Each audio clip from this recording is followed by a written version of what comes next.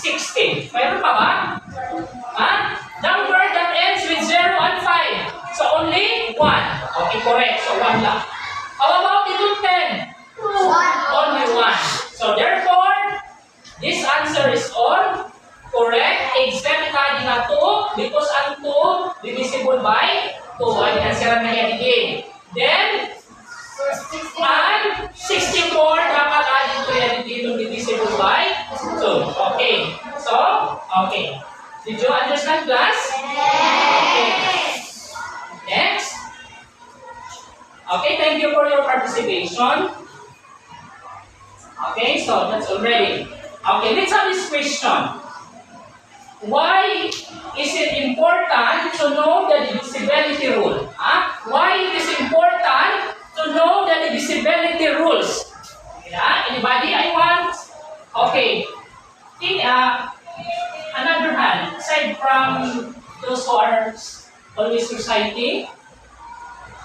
Yes, please.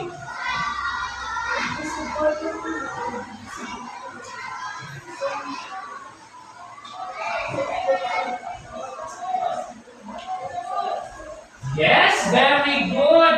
So, according to Cliff, it is very important to know the divisibility rule so that we know if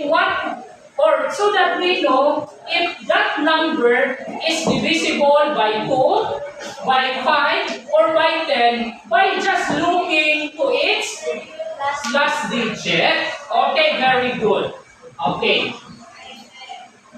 Next. Okay, let's come now to the activity 2, group activity. Okay, so let's have the group activity. So this is what we're going to do. I will be the one to group you into 4. So just take note. This one, you are group 1.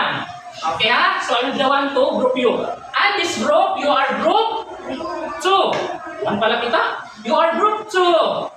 And this one, you are group, you are group 3. This one.